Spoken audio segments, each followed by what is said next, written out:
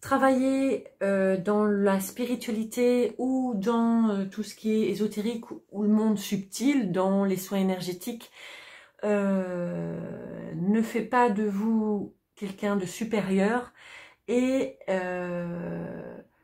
être ouvert à ce genre de choses ne résout pas tous vos problèmes.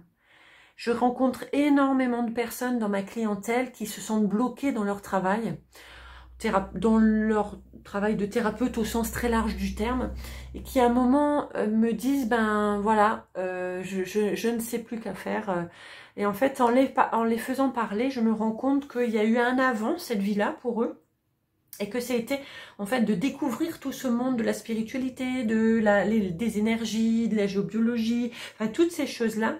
Ça a été, ils ont eu une vie avant, et de découvrir tout ça, ça a été comme une révélation, et comme s'ils avaient cru que ça allait résoudre leurs problèmes. En fait, au début, oui.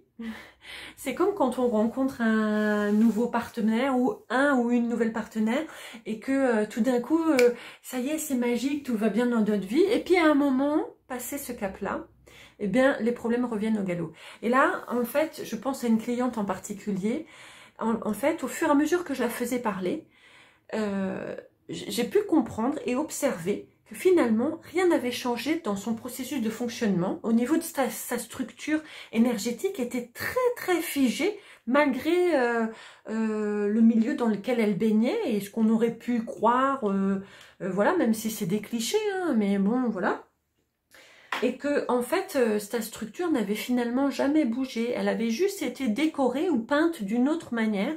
C'est-à-dire qu'en fait, elle avait changé de champ lexical, changé de manière de voir les choses, mais sans aller voir très profondément à l'intérieur d'elle tout ce qui était généré. Pour moi, le monde de la spiritualité, déjà on peut faire un burn-out hein, de tout ce qui est spirituel. C'est simplement passer d'un monde à un autre, c'est changer de code. Or, nous sommes tout et son contraire à l'intérieur de nous. Allons d'abord voir ce qu'il y a à l'intérieur de nous. La spiritualité n'est pas forcément la clé à quelque chose qui va vous résoudre tous vos problèmes. Ce n'est pas parce que vous sentez de plus en plus des choses subtiles que votre structure est de plus en plus souple et que vous mettez de la vie à l'intérieur de vous. Si vous restez figé sur ces nouvelles choses que vous apprenez, finalement, votre structure est toujours aussi figée. Je rencontre bon nombre de gens qui pensent être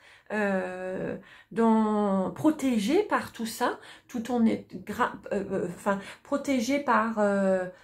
qui pensent être dans la vie, parce qu'ils parlent de spiritualité, parce que eux, ils ont accès à tout ce qui est subtil, et pourtant qu'ils sont mais tellement morts à l'intérieur d'eux. Je trouve ça dommage, et pour moi, on fait un amalgame. Ce n'est pas parce qu'on est dans le milieu de la spiritualité qu'on a la vie qui vibre à l'intérieur de nous. Ce n'est pas parce qu'on touche facilement les choses subtiles qu'on est plein de nous-mêmes. Voilà, je trouve ça dommage. Moi, je ramène justement ces gens, je les ramène à l'intérieur de leur corps qui pour moi est, je veux dire, c'est essentiel d'y être. Mais de ne pas faire semblant d'y être. Bon nombre de clients que je rencontre qui connaissent les codes de qu'est-ce que ça veut dire d'être dans son corps et qui parlent en connaissance de ces codes-là et qui utilisent ces codes-là pour se faire croire à eux-mêmes ou aux personnages qui jouent qu'ils sont bien dans leur code, dans leur corps. Mais sauf que moi, quand je regarde et quand je sens, de là où je regarde, je ne vois pas ça. Je suis là pour dire, voilà, il y a ça, ça, ça. Et je remets, en fait, du mouvement dans cette structure en donnant une nouvelle possibilité, en allant pointer les dysfonctionnements racines, on va dire, qui sont essentiels d'aller voir. Avant même de parler de spiritualité, avant même de parler de soins énergétiques, même si, et je dis ça, même si je suis entièrement dans ce genre de milieu.